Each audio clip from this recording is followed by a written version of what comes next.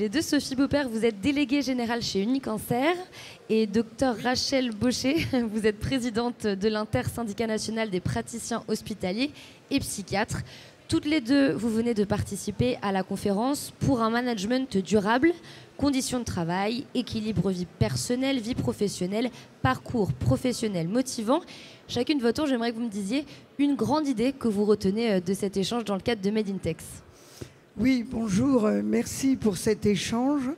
La première chose, c'est qu'il n'y a pas de santé globale sans bon état de santé mentale. Souvent, on a tendance à l'oublier, c'est ce qui s'est passé au moment de la période de Covid, où en fait, on a isolé les gens, mais on a oublié qu'en isolant les gens, on les privait de leurs relations sociales et de leur activité physique, deux éléments qui sont à l'origine des dégradations, de l'altération de la santé mentale. Donc, la santé mentale pour les travailleurs, c'est un enjeu de santé publique. Et donc, il est important de travailler à une bonne condition d'exercice. Donc, des bonnes conditions d'exercice, même si on est au salon Made in Tech, avec la numérisation du rapport au travail, la place du digital. Il ne faut pas oublier que l'isolement et la sédentarité sont deux facteurs de risque majeurs. La sédentarité, parce qu'on est un être en mouvement, on a besoin d'avoir un exercice physique. Rappelons que sans activité physique, une étude a été faite, c'est 25 à 30% d'états anxieux et dépressifs en plus.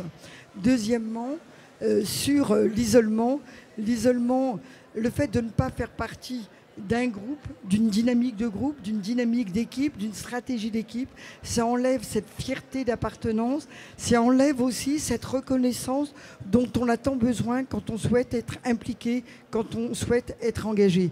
Donc il ne faut pas oublier l'humain, il ne faut pas oublier les valeurs humanistes, même dans cette évolution qui est nécessaire, celle du digital. Et quant à vous, qu'est-ce que vous retenez de cet échange ? Évidemment, ce que dit Rachel est tout à fait vrai, et je pense qu'en tant qu'employeur, Unicancer, c'est une branche professionnelle en fait, avec 25 000 salariés, dont évidemment des médecins, des paramédicaux et toute catégorie de professionnels. On a une responsabilité en tant qu'employeur dans un environnement qui est mouvant à la fois d'un point de vue géopolitique, mais aussi avec une accélération des innovations scientifiques, techniques. Il faut pouvoir proposer en fait des perspectives aux professionnels et on travaille là-dessus. On a fait une grande enquête dans le cadre d'une démarche prospective que l'on a pour se projeter dans les 10 ans qui viennent auprès de nos professionnels en leur demandant pourquoi ils étaient intéressés à venir chez nous, pourquoi aussi ils voulaient rester. Première chose qui ressort, c'est évidemment la capacité à faire un exercice collectif. C'est ce que disait Rachel, à ne pas se sentir en fait seule. Et exercice collectif et bien sûr au service d'une prise en charge de qualité pour le patient. Et ça, c'est effectivement très motivant pour les professionnels. Mais encore faut-il aussi leur proposer des perspectives, parce qu'il est souvent dit que les jeunes générations sont plus mobiles, changent plus d'employeurs, etc. C'est vrai, et ça, c'est quelque chose de positif qu'il faut accompagner.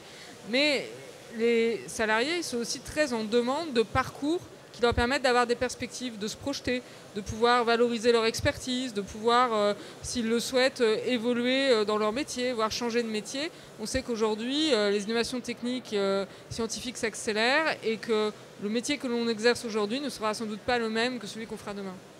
Et merci à toutes les deux d'avoir mis l'importance sur l'humain qu'il ne faut pas oublier malgré évidemment l'innovation et la technologie. Merci beaucoup.